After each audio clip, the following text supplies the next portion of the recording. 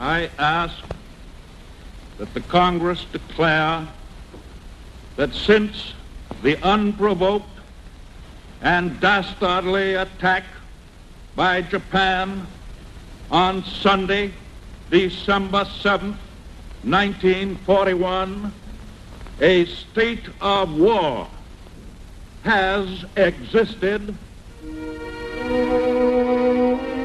President Roosevelt speaks, and the Armed Forces act.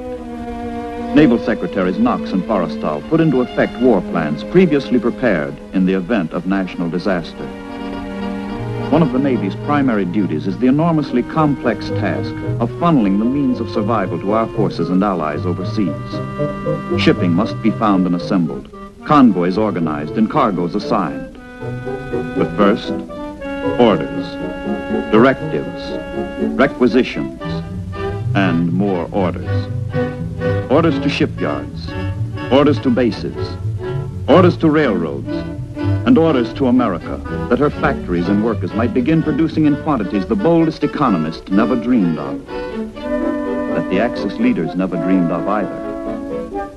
Fulfilling the orders is only the beginning. The products must be sent soonest, where they will count most.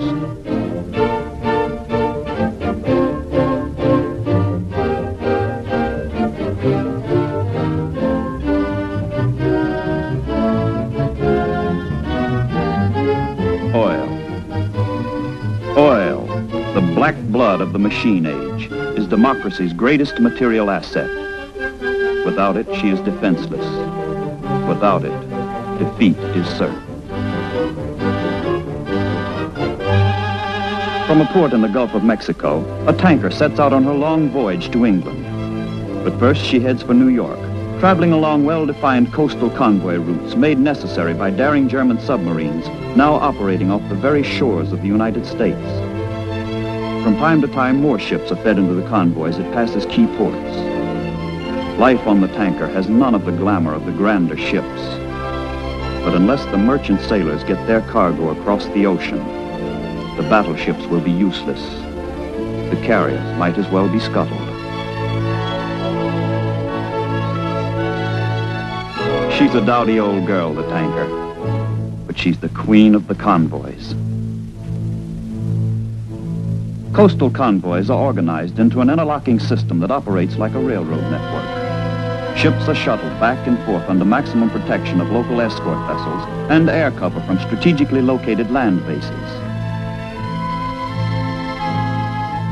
Navy PBYs roam the air in predetermined patterns in the convoy areas, ready to warn the ships or attack the U-boats.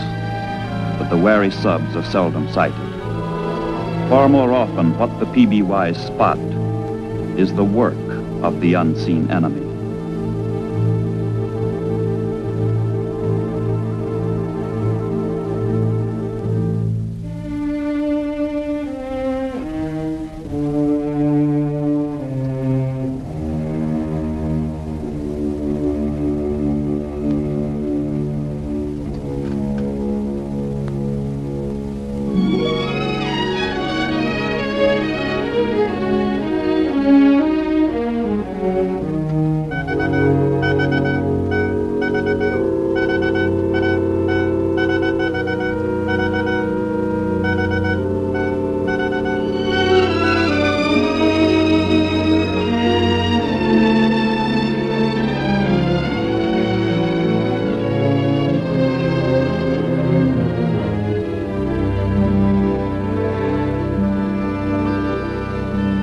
Sometimes the enemy leaves a trace, or what looks like a trace, an oil slick.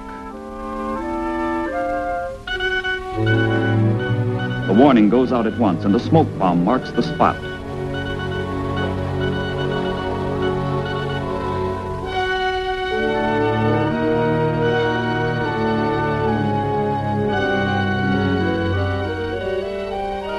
An escort picks up the PBY's alert. General quarters sound. Search for the enemy is on.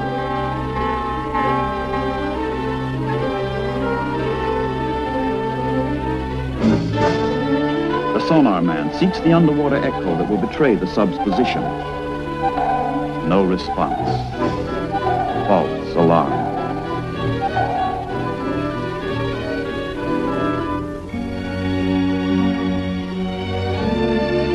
All along the coast, cities keep their peacetime lights glowing until they learn how this benefits the enemy. The lights are beacons for the lurking U-boats. Offshore, enemy eyes are patiently peeled, waiting for a silhouette, a target.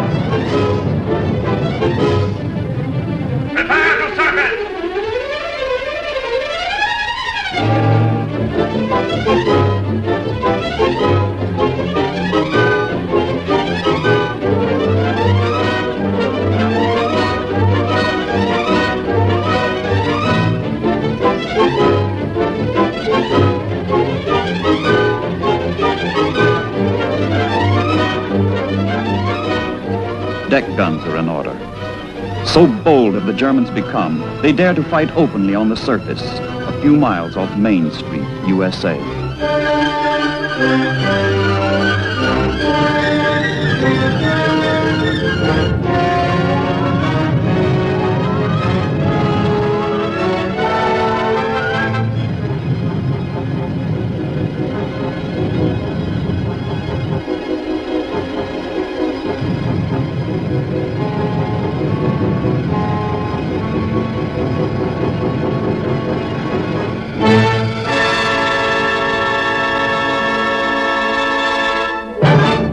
Dawn.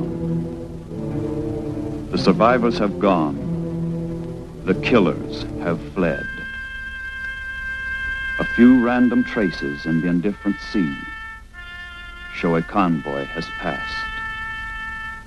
A submarine has struck. The first leg of the voyage is almost over. New York, into whose harbor pours the wealth of North and South America, offers a temporary haven. Here the Gulf port tankers rest, waiting to be reassembled with other ships into a transatlantic convoy designated HX-0. Ships fill their empty holds with waiting cargo, stuffing them to the bursting point. Getting these supplies to their destination safely will be a dominating factor throughout the war. This is what the Battle of the Atlantic is all about.